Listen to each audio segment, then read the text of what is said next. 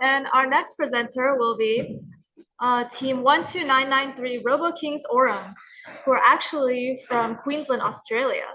And they were the Connect Award third place winners in the Edison division at the World Championships, and at the Australian Championships they won Inspire Award second place and were the finalist alliance captains.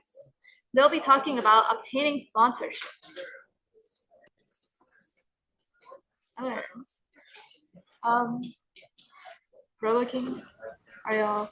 Hello. Yeah, yes, I'm here. We're here. Hey. Hey, go ahead. Take it away. Okay. Are we able to share our screen now?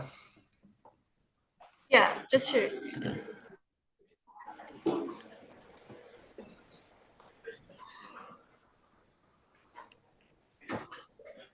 Do we start? Yeah. Okay. Hi everyone, I'm Isabel and I'm presenting with Zane. This is our presentation explaining how to obtain sponsorship. We are a team 12993 Robokings Aurum, and we will be sharing some strategies and experiences how to secure sponsorships for your team. Next slide, Zane.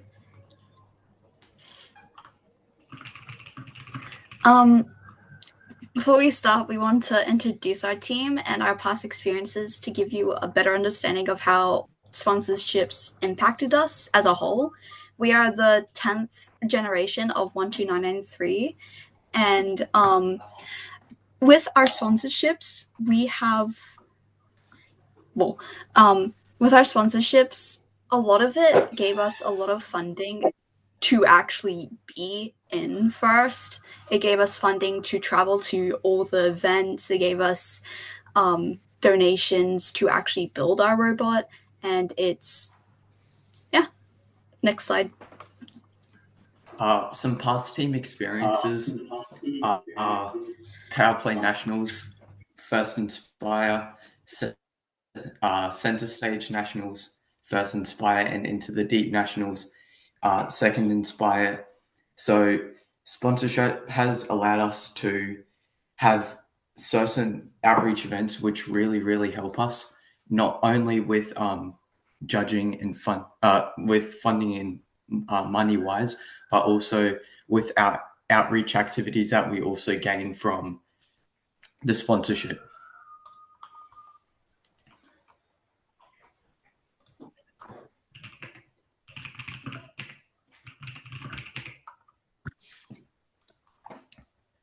Sponsorships are important because, as previously stated, they've been essential in helping us getting donations for materials to build our robot and travel to events.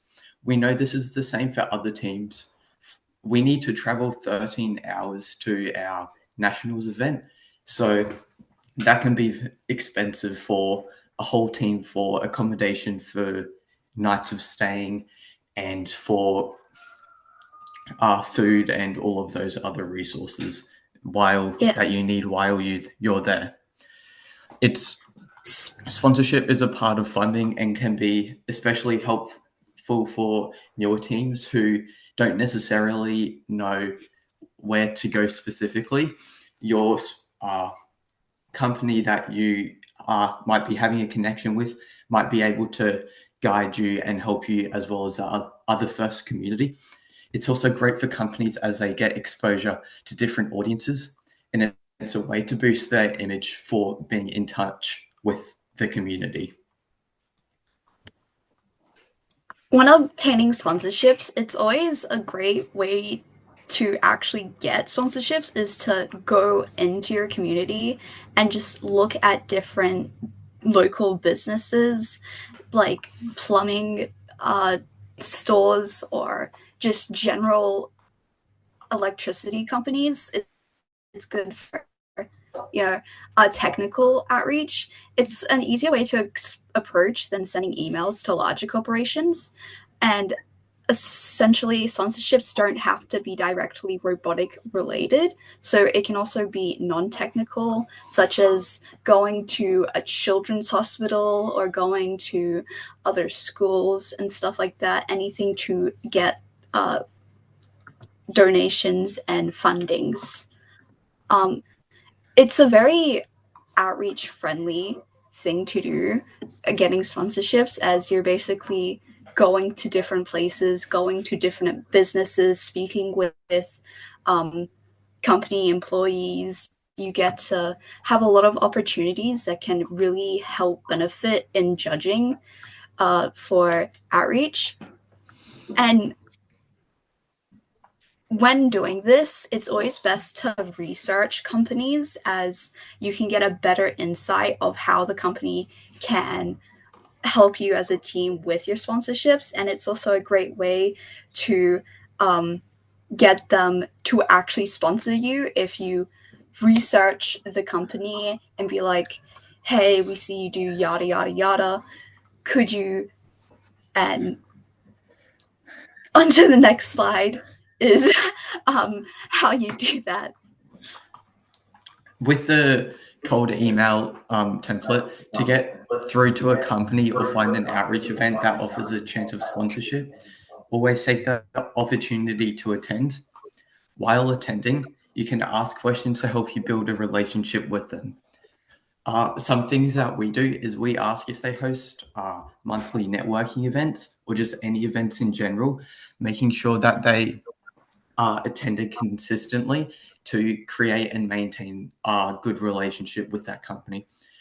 Ask what you do, ask that what they do, but also, as Isabel said before, make sure that you do research beforehand and what the person you're specifically talking to does in their department, so that they might be able to help.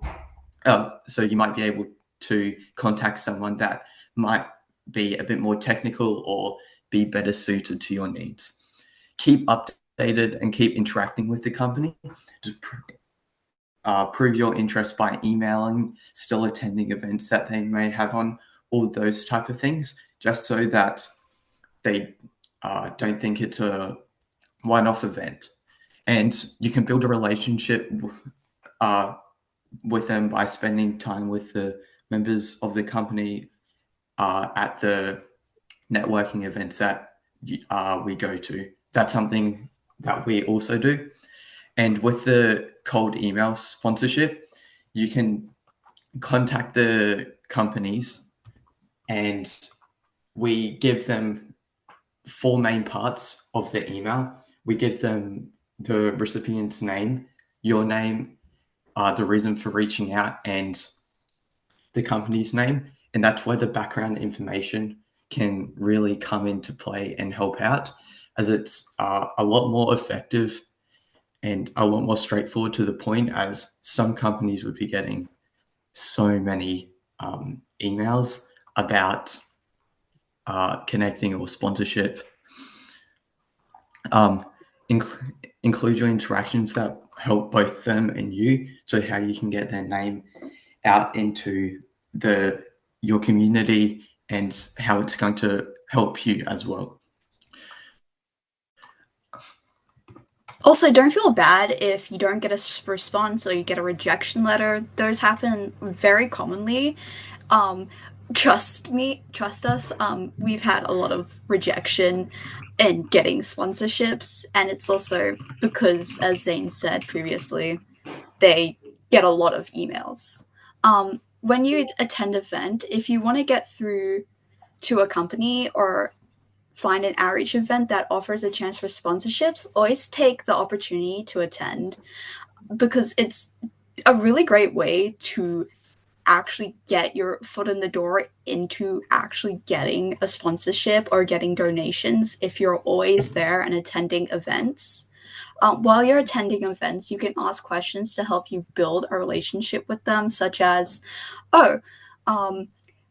what do you do as a job? Is there anything robotics related? Do you do anything technical, non-technical?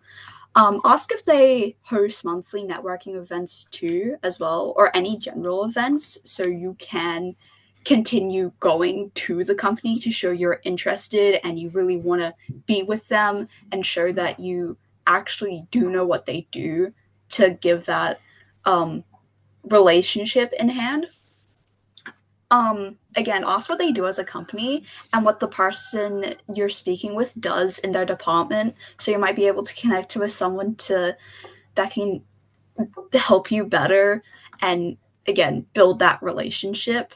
Also, try and keep updated and interactive with the company to prove your interests, because a lot of the thing with getting sponsorships is you have to really hammer down and show that you're actually interested, you're inattentive, you want to be with them, you want to build a relationship with them, you want to actually connect with them and just get that feeling that you want to have them as a sponsor and you really just need them. Yeah. Companies love, although getting sponsorship is a major goal, keep in mind that many outreach events don't receive sponsorships, but are still really, really good for judging. There's a lot of rejection, but what's important is that the connections you make are well. Our team sent over 200 companies different emails before the season started last term. So there was a lot of rejection. We only had about 10 people actually email us back and be interested in having a meeting with us or talking about what we do. So even though the ratio isn't very good, it is still very important that you keep going and keep attempting. It's beneficial to make connections with the people at the volunteering and networking events that you attend. When we first started trying to get sponsorship a few years ago, we had a look at council meetings for manufacturing that were happening in our local area.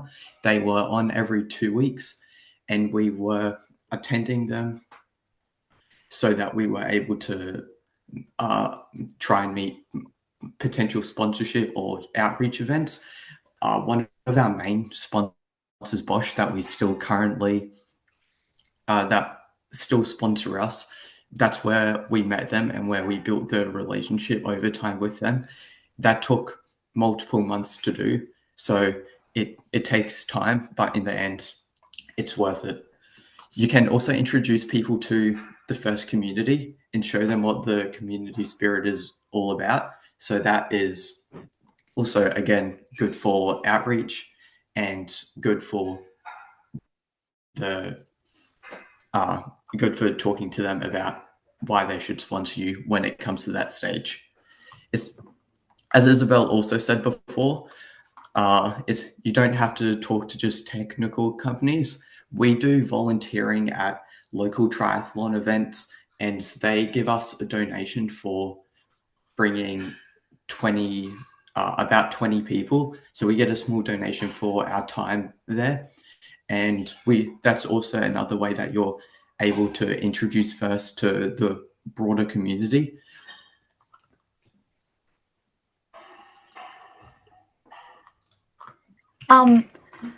For sponsorships, it's really beneficial for the company. Even though it is beneficial for you, you also have to think about the company's benefits, because they're not really going to sponsor you if they don't get something out of it. So when going to companies, it's really good to keep in mind that if you do get a sponsorship with them, that they get really great company exposure, not for, just being put on a t-shirt, but also being publicly announced that they're helping a local robotics team help go to events or help go and win a competition. Companies love good publicity and any exposure that can positively impact them. This is a major benefit for both parties, as you can get donations and sponsorships while they get good public viewing. Sponsoring a robotics team can help a company be seen as being in touch with their community, and this gives them really good publicity and a reason to give sponsorships to you. Because, at the end of the day, companies want to make a profit and help out their community. So if they can sponsor a robotics team to prove their community involvement, they will, which is a really good thing for both you and the company, as it's a really great beneficial for both things. Even if you do get a lot of rejection, it's still a great thing to keep in mind to continue pushing on to actually try and obtain said sponsorships.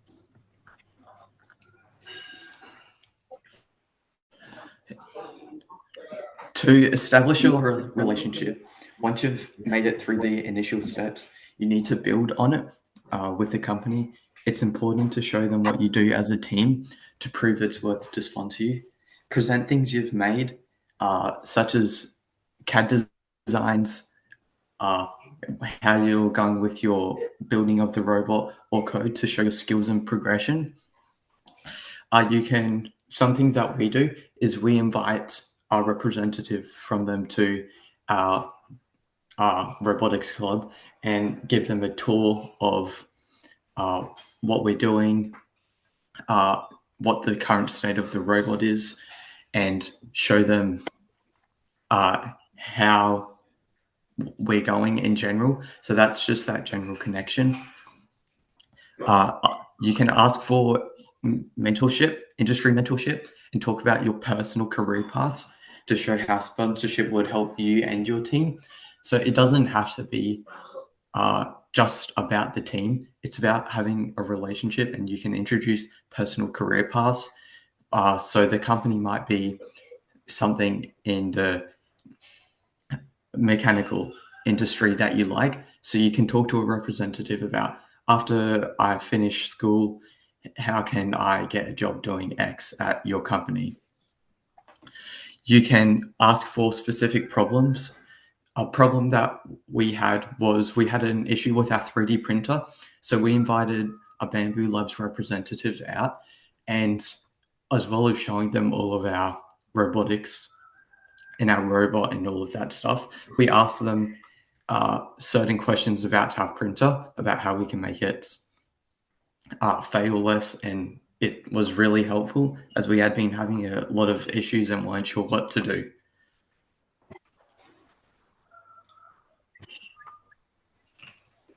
After you've made it past like all of these stages and you actually do obtain the sponsorship after, you know, all the previous attempts, the main focus you want is to really keep a hold of that connection. Keep it as tight as possible, because if you start to show less interactivity with the community, with the company, they won't be as, you know, happy to sponsor you as beforehand when you were really trying to push that relationship to get the sponsorship.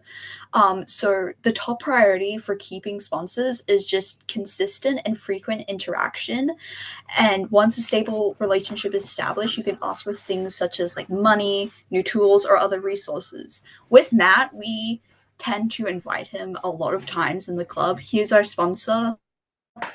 He works at Bosch, and he is just, we have a very good relationship with him, as, you know, we love him a lot, and he is just a really good person. He helps a lot in our club, and especially because he is one of our sponsors, he is part of Bosch. So we really want to keep that relationship and just involve as much stuff with our sponsors as much as possible so we can have that tight relationship. Just adding on to that, we talk to Matt a lot, and he comes to our regional and sometimes national competitions to see how we perform. He also gives us safety, shows us how to be safe with tools that they donate to us, and how to make sure that the space you're working in isn't dangerous for anyone, and some other good practices that have really helped us with our robot building and general day-to-day activities. In conclusion, remember that rejection is common and that you can still make valuable connections even if you don't secure a sponsor. The main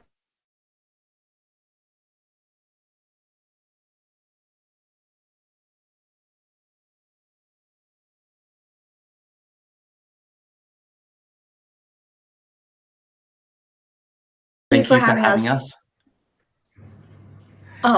Presenting. We are open to any questions you may have. Really, thank you. Yeah, just ask away. Okay. Thank you so much, Hey. guys. Thanks. Do we have any questions? Or wait, online? Okay. It's like we have a few questions online. Is there any specific things that you could say to increase your chance of securing a sponsorship? Say. I wouldn't say there's anything too specific, or nothing that we have found anyway. The main way that we've found it is just by finding out the people online and keep talking with them. Even if you're talking about just small progress jumps with Or how your season's personal going. life. Yeah, personal life Such as also. schooling. Yeah, Especially with career schooling, choices is a big one. Yeah. Okay, great. The second question is, what are some other benefits of establishing a relationship with sponsors? Not much. The main reason to actually keep the relationship with a sponsor, you can actually have friends, of the sponsors if you want, but it's mainly just to keep that relationship so they continue sponsoring you. But you can befriend people within your sponsorship, such as someone who works at yada yada, the company that is sponsoring you. You can have relationships and friendships in your personal life, but I guess it's just mainly to actually keep the sponsorship alive so they don't end up not wanting to sponsor you anymore because you no longer interact with them. Yeah. It's also good for keep going to their outreach, what is it? Their events where you can connect with them and talk to them. As it was said earlier, that's probably the main reason why it's good to keep going, so they do continue to sponsor you. Okay. And the third question is, how long did you guys take on average for sponsors? So with our more recent sponsorship, we started going to the council meetings. So that took about 4 months before we started talking to some of the possible sponsorships there, and not all of them worked out. There were only like one or two that did work out. So the total time it probably took was about 4 or 5 months of being super consistent, because that was also when we had been successful in Australia, but we haven't gone too well internationally. We hadn't been to an international competition in a few years because of COVID and the whole lockdown scenario. But so about 5 months overall. Yeah, it takes a long time to actually get the sponsorships, as there does essentially need a relationship. It's very important, the relationship part. So it takes quite a long time. Okay, great. Thank you guys so much. And now, Thanks for having us.